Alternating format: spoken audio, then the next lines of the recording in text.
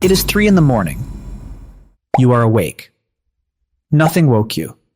No sound. No dream. No light.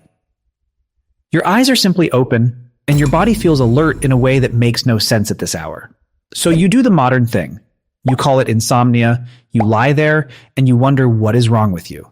But the real answer is far stranger. Nothing is wrong with you. Something is missing around you. That gap in the middle of your night is not a malfunction. It is a shift, and it was assigned to you a very long time ago. Let's start with what we know for certain. Before beds, before mattresses, before a switch on a wall, humans still slept. They just did not sleep the way you do. In 2015, a team led by Jerome Siegel strapped motion sensors to the wrists of people living without electricity. 3 groups: the HADZA of Tanzania, the San of Namibia, the TSIMANE of Bolivia. 3 continents, 3 languages, no contact between them. The numbers came back almost identical. They slept between 5.7 and 7.1 hours a night, not 8. Sleep began about 3 hours after sunset. It ended around sunrise. In winter, it stretched by roughly 1 hour and no further. You aim for 8 hours and feel like a failure when you miss. They never got 7, and nobody was tired. There is something else in that data. Sleep started as the air was cooling. It ended when the air was coldest, just before dawn, not the light. The temperature. Their bodies were not reading the sun, they were reading the drop. So there it is, the Tier 1 answer. Ancient humans slept less than you, and they slept with the cold instead of the clock. Simple, correct, and nowhere near the whole story. Because that answer explains when they slept, it does not explain the thing that actually mattered. Here's the thing. Sleep is the only hours of your life when your body is meat that does not fight back. Your ancestors lived in trees. Chimpanzees still do this. They bend branches into a bowl every night, 20 feet up, and the height is the whole point. Then, somewhere in the deep past, our line came down and started sleeping on the ground. On the ground, there is no height. There is no branch. There is only the dark and whatever is already in it. You are lying on packed earth. Your shoulder finds the cold before the rest of you does. There is smoke in your hair. You are listening to a sound at the edge of camp that has not repeated yet. That transition changed the shape of human sleep permanently. Charles Nunn and David Sampson compared us to every primate on record. Humans sleep the shortest of any of them, and we spend the highest proportion of that short night in RM, the least sleep, the most intense sleep. They called it the sleep intensity hypothesis, the idea that early humans were under pressure to finish sleeping as fast as biologically possible. When it was published, it flipped a standing assumption in the field. Human sleep had been treated as an ordinary mammal pattern. The comparative data said the opposite. Ours is one of the strangest sleep architectures among primates. And here's where it gets worse. The pressure has a name, and it is not abstract. Isabella Capellini's team ran the comparison across mammals in 2008. The pattern was clean. The species most likely to be eaten sleep the least. Predation does not just kill sleepers. It edits sleep. Over enough generations, it shortens it. Nobody counted the ones it took. Nobody ever counted. There is no ledger of hominins that went to sleep on open ground and did not wake up. Only a species that came out the other side compressed, twitchy, and quick to surface. Your sleep is short because theirs had to be, but that raises a question the fossils cannot answer. If sleeping on the ground was that dangerous, how did anyone survive a full night at all? The answer is not fire. Not first. The answer is other people. And this is where the story stops being about sleep and starts being about the group. You are lying in a ring of bodies. Someone's back is against yours. Someone at the far edge shifts and stops. The fire is low, orange, barely light at all. Under 5 lux if anyone had measured it. Less than the glow of a phone face down on a table. Nobody is guarding you. And you are still not alone. Your body still does a version of this. Not the whole thing. Just the reflex. In 2017, David Sampson and his colleagues went back to the HADZA with actigraphs, and they were not measuring sleep duration.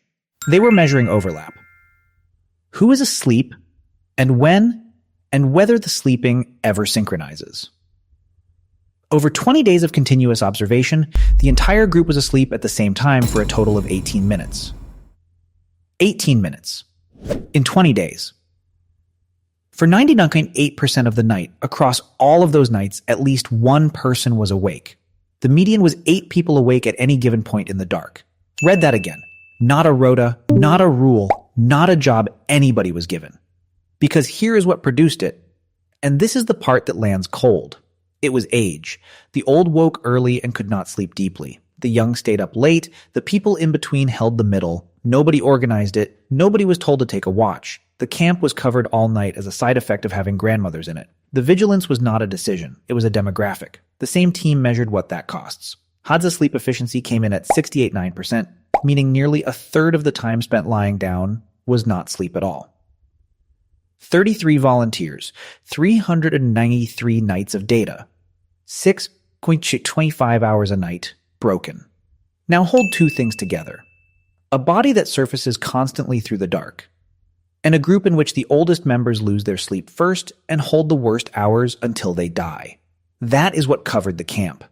Someone had to be awake, and the ones who could not stay asleep were the ones who paid for it, night after night, decade after decade, in bodies already failing. Not everyone accepts the tidy version of this. Roger Ekirch spent decades documenting a different pattern in Europe. A first sleep, then an hour or more awake in the middle of the night, then a second sleep. He found it in Livy. He found it in Plutarch. He found it in Virgil's Aeneid, which names the hour that ends the first sleep. Then Siegel's equatorial data came back showing no such gap at all. Ekirch wrote a response and said plainly he was surprised. Siegel's team concluded the pattern was probably not present before humans moved into Western Europe. Ekirch's records say it was everywhere his sources reached. The argument is still open, which means the broken night has at least two possible origins, and both of them are old. You are awake between two sleeps. You are not distressed about it. There is nothing to do and nowhere to be. You listen to the fire settle and you wait, and eventually you go back down. So put the threads together. One thread says human sleep got short and deep and REM heavy because the ground was dangerous. The other says human sleep got fragmented, staggered, and asynchronous because a group covered itself by accident. Neither one is a story about an individual sleeper. That is the convergence. Sleep stopped being something a body did and became something a group performed. Your ancestors did not each sleep through the night. The camp slept through the night. The camp was the thing that rested, and it rested by never fully closing its eyes. That is why nothing you own solves this. You bought a mattress, you bought blackout curtains, you bought a machine that plays rain. You are trying to rebuild, with objects, a thing that was only ever half object. The other half was people. It was produced by 8 other people breathing in the dark. And there is one more detail, and it is the strangest one. Firelight, the light your ancestors actually slept beside, sits at the long end of the spectrum. Warm, red. It carries almost none of the short wavelengths. The light that suppresses melatonin most sharply falls between roughly 420 and 480 nanometers. Blue. The exact band a fire does not produce. For hundreds of thousands of nights, human beings sat in the only artificial light that does not tell the brain it is morning. Then, in 1807, London switched on gas streetlights. By 1823, there were about 40,000 of them, over more than 200 miles of street. Baltimore lit its streets in 1816. Within a century, the night had a floor of light under it that had never existed before. The fire went out. The glow stayed on. So here is what is happening in your body at 3 in the morning. You surface. Fully, alert, not groggy, the way something surfaces when it is checking. Your ancestors ran the same wake-up, and it landed inside a ring of 8 people, at least one of whom was already up. The information arrived and was handled. You went back down in minutes, and it cost nothing. Yours lands in an empty room. The alertness is not the problem. The alertness worked for 2 million years. What is gone is the thing on the other side of it, a body already awake in the dark, whose wakefulness meant yours could end. For 99.8% of those nights, somebody was there. You are the 0.2%. You are not broken. You are relieved of a post that nobody came to take. Sleeping through the night is a modern arrangement. It required a species to lose its predators, its fire, and its company in that order. Your ancestors slept less than you and never once lay awake wondering what was wrong with them. 3 in the morning was never the problem. Being the only one awake in it is.